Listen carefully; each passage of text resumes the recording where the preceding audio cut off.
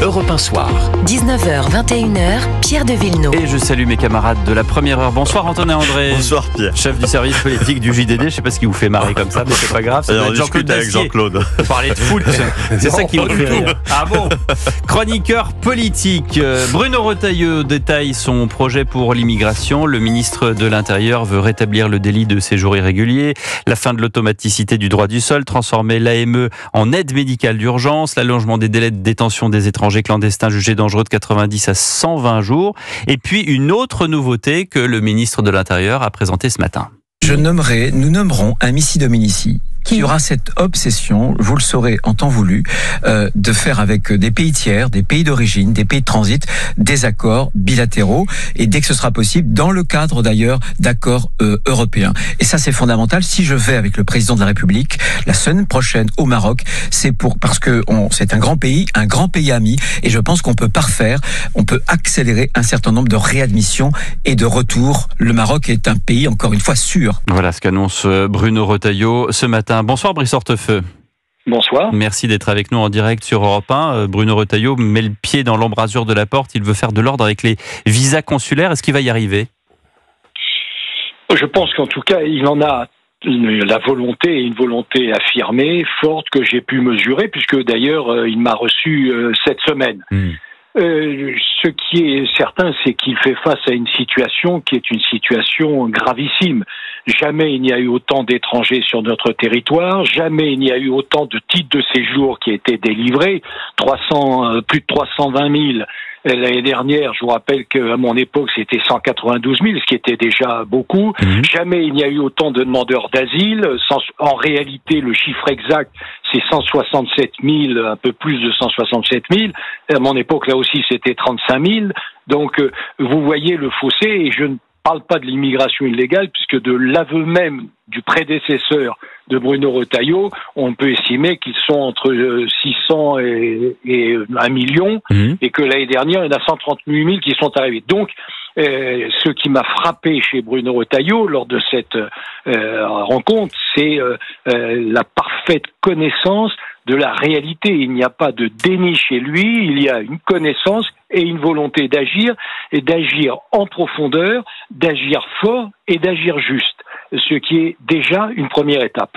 Mais ça ne suffit pas avec le climat politique actuel. Le fait de faire des annonces, c'est une chose, mais qu'elles passent, c'en est une autre.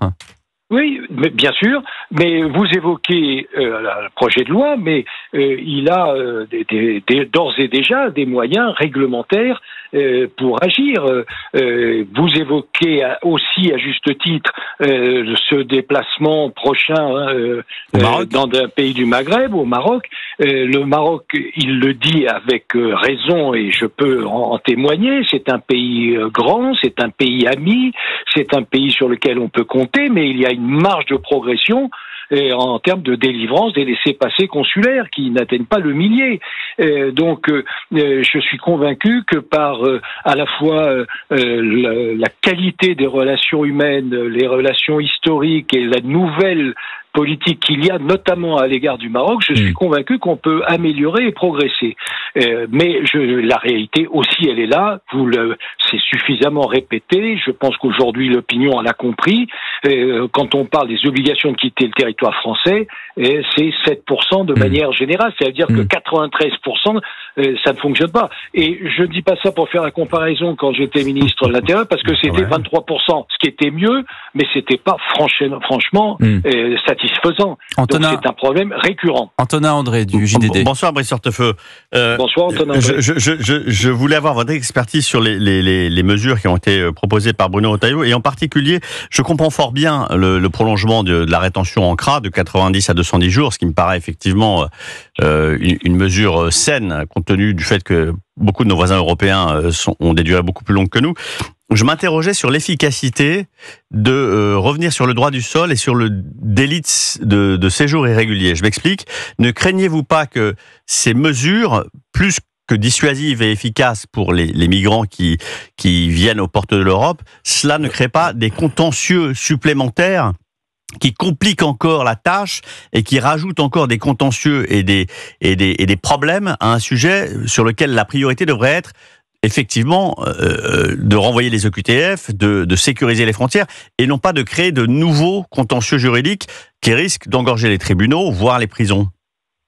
Mais sur ce point, vous avez raison. Mais ce qui me frappe aussi, c'est que vous venez d'indiquer qu'il vous semblait une bonne mesure d'allonger la durée de rétention. Il faut savoir, moi je suis tout à fait sur cette ligne. Je pense que c'est aujourd'hui indispensable et qu'il faut pas être le mieux-disant européen. Il faut être comme les autres pays européens. Mais enfin, je vous signale quand même qu'une journée dans un centre de rétention, ça coûte 600 €. Donc, quand on l'allonge, ça va avoir un coût. Vous savez que aujourd'hui, le coût de la politique migratoire, des efforts qu'ils ont fait, c'est déjà 1,8 milliard. Donc, c'est vous dire l'effort. Mais sur la suppression du droit du sol, sur la création de nouveaux délits d'une certaine façon, est-ce que vous ne craignez pas que ça crée des contentieux supplémentaires ? On va créer des milliers de problèmes supplémentaires qui vont engorger les tribunaux et qui vont compliquer encore notre tâche. Oui, mais le délit, si vous preniez aussi l'exemple du délit de séjour irrégulier, moi je crois à la force des symboles. Vous savez, ne croyez pas que quand on prend une mesure, ça je parle d'expérience comme ayant été ministre de l'immigration, quand on annonçait une mesure, ne pensez pas que c'était à usage interne.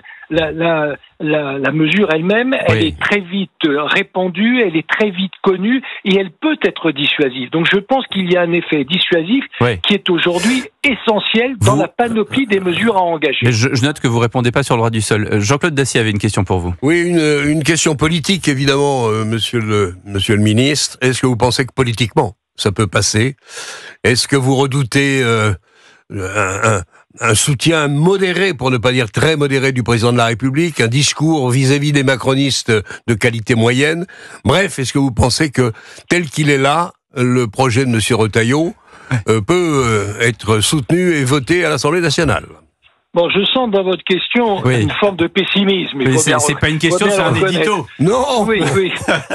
mais un édito à consonance spécifique. Non, moi, je partage. Vous voyez, je partage un avis très clairement. C'est que le président de la République, lors de la précédente loi, l'avait officiellement soutenu et en sous-main dénoncé, torpillé et ainsi de suite. Bon, donc ça c'est tout à fait exact. Aujourd'hui, tout le monde l'a compris. C'était pas une ficelle, c'était une grosse corde. Bref, c'est comme ça, mais c'est le passé. Aujourd'hui, c'est une nouvelle étape. Oui, je pense que Bruno Retailleau pourra s'appuyer sur une majorité à l'Assemblée et je ne comprendrai pas que, par exemple, des députés macronistes, pour résumer, même si j'ai cru comprendre que maintenant c'était une étiquette qui était contestée, y compris par le président de leur groupe, mais je ne comprendrai pas que les députés macronistes, par exemple, ne votent pas un texte rétablissant des mesures qu'ils ont adoptées néanmoins il y a quelques mois. Donc, parfois, il faut espérer et croire en la cohérence. Et là, la cohérence voudrait que ce texte à venir soit adopté et que surtout, il prouve son efficacité. Merci beaucoup Brice Hortefeux, ancien ministre de l'Intérieur, d'avoir été avec nous en direct sur Europe 1.